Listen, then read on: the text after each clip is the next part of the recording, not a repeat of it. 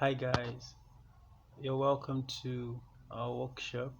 Today we'll be talking about depression. So this workshop is divided into three basic segments, which are what is depression, what is the difference between mild depression and a clinical depression, and what are the symptoms of depression and how can we manage a clinical depression. These these are questions that bothers young people in our world today. Okay, so while thinking about depression, according to World Health Organization, this picture you see is an illustration of how someone who is depressed looks like: sad, confused, and all that. Depression, or major depressive disorder, or clinical depression, is a common but serious mood disorder. It causes severe symptoms that affect how you feel, think, and handle daily activities, such as sleeping, eating, or working. To be diagnosed with depression, the symptoms must be present for at least 2 weeks. So you see, depression is a mood disorder. It has to do with the brain, where you really don't feel like yourself. It often comes as a feeling of hopelessness and all that. Now, you could actually feel depressed, but not having depression. So, a mild depression happens to almost everybody. A feeling or a time where you just feel sad or unhappy about a thing or two. Maybe within a day or so, you feel happy again, you feel bright. So this happens, okay, because you feel under the blue doesn't necessarily mean you have depression. So if these feelings persist for at least 2 weeks, it is advisable you see a therapist or a doctor. Okay, so this is what a clinical depression is. It is way more severe and serious than a mild depression. Okay, so now that we know what clinical depression is, the next question is, how do you know if you have clinical depression?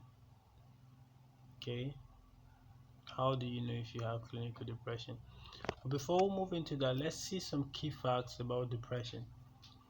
Now, this is according to World Health Organization. It says depression is a common mental disorder. Globally, it is estimated that 5.0% of adults suffer from depression. So 5% of the major population of adults suffer from this mental illness. It says depression is a leading cause of disability worldwide and is a major contributor to the overall global burden of disease. Depression is a leading cause of disability worldwide. More women are affected by depression than men, and depression can lead to suicide. Very, very true. Okay, when one feels down, unhappy, and all that, and feels like life is not worth it, the almost first result is to take one's life.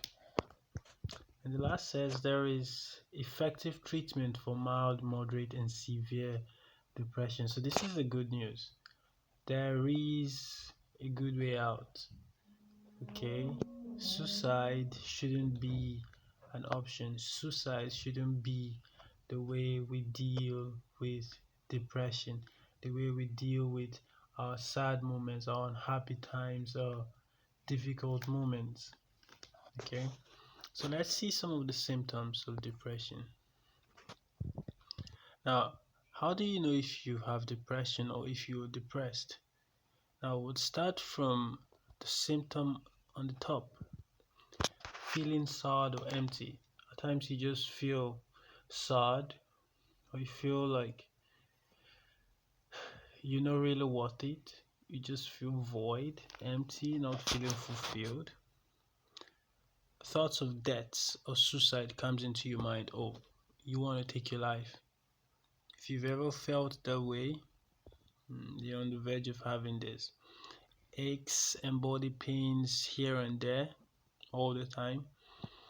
Sometimes you eat and you become obese. Sometimes there is lack of appetite. You don't feel like eating at all. Oftentimes you forget things. It's poor memory, no concentration, and it's very difficult for you to make decisions. You find it difficult to sleep, popularly known as insomnia. Fatigue and lack of energy, just tired, unmotivated to do anything. You become angry for no reason and irritated all the time. There is no pleasure in activities that used to be fun to you.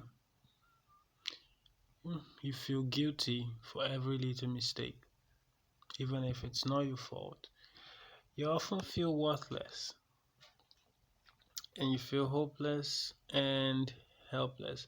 All these emotions go on in the brain.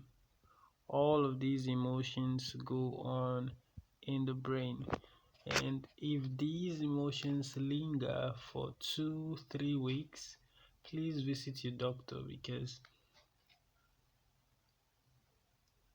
lingering in this illness could cause damage to relationships, could make it difficult to work well, would make it difficult to live and enjoy life. Okay, so we're going to look at about 5 tips that we can practice to manage these symptoms. Okay, so the first tip I have is regular exercise. Okay, it is advisable to exercise often.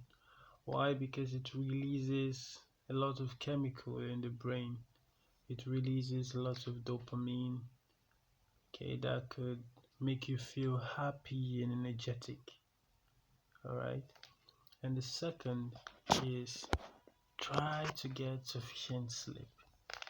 Sleeping 8 hours daily re-energizes one for the next day and makes one feel happier and ready to work. The third is eat healthily, avoid junks, and eat lots of fruits and vegetables. These contain lots of nutrients necessary for good brain development. Remember, these emotions go on in the brain because there are lots of chemicals that are not being released properly. Then the fourth one is try to socialize. Because of the feeling of suicide that comes with depression, one tends to isolate himself from the real world. But this shouldn't be the case.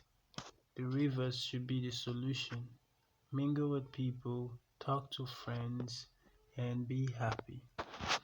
And the last, which is the most important of all, if it lingers for about 2-3 weeks, is to seek professional or therapeutic help. Talk to therapists, visit a psychologist or a psychiatrist. Open up to parents and loved ones, and be open to advices they give.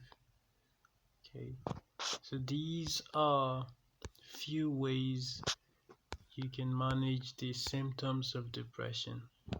Remember, depression is a very deadly disease if not managed properly. Thank you for coming, and I hope you practice these steps.